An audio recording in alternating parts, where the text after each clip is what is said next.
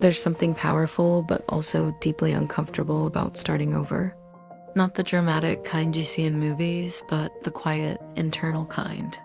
The kind where nothing on the outside changes immediately, that everything on the inside begins to shift. Today, I want to gently walk through 7 reflections. 7 truths I've been sitting with about letting go of old versions of myself and beginning again. These aren't rules. They're not instructions for how you should live. They're simply invitations. Take what resonates and feel free to leave the rest.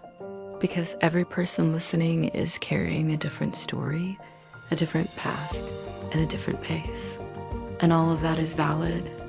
1, this new year, I'm letting go of the version of me that survived, so I can become the version of me that chooses to live fully. Survival has its own wisdom. For many of us, it taught us how to endure, how to adapt, how to make it through moments that felt uncertain or overwhelming. There is no shame in that version of ourselves. It did what it needed to do. But survival doesn't always allow room for joy, rest, or expansion. And when the season changes, it's okay to change with it. Releasing survival mode doesn't erase what you went through. It simply creates space for a life that feels more intentional, more present, and more fully lived at your own pace. 2, as the year begins, I'm learning that starting over doesn't mean failure. It means I trusted myself enough to choose differently.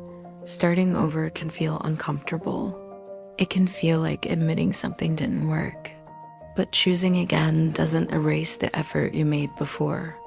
It doesn't cancel the love, time, or hope you invested. Sometimes starting over simply means listening to yourself sooner. It means honoring new information about yourself, your needs, or your limits.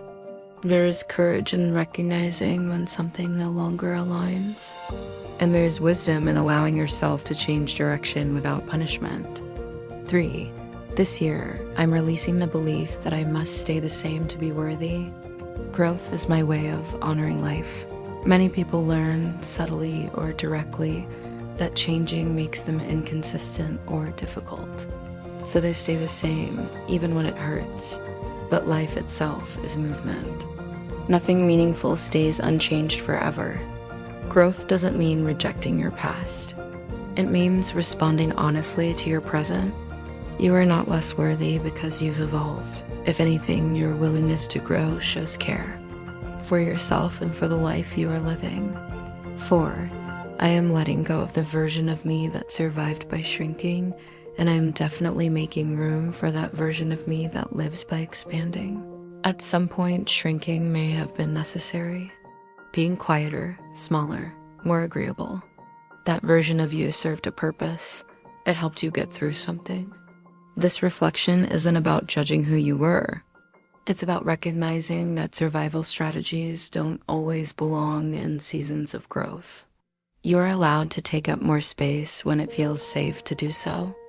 You're allowed to speak, rest, and exist more fully. 5, I no longer owe loyalty to old habits that kept me safe but kept me stuck. Familiar patterns can feel comforting, even when they no longer serve us.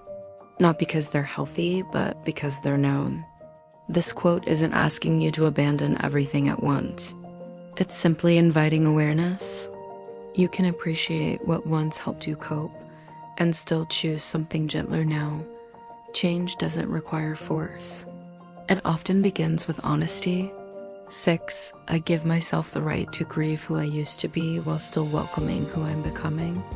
Letting go isn't always empowering. Sometimes it's sad. You might miss an old version of yourself, even if you know you can't return to that time. You might grieve lost certainty, innocence, or dreams that change shape. Both grief and growth can exist together.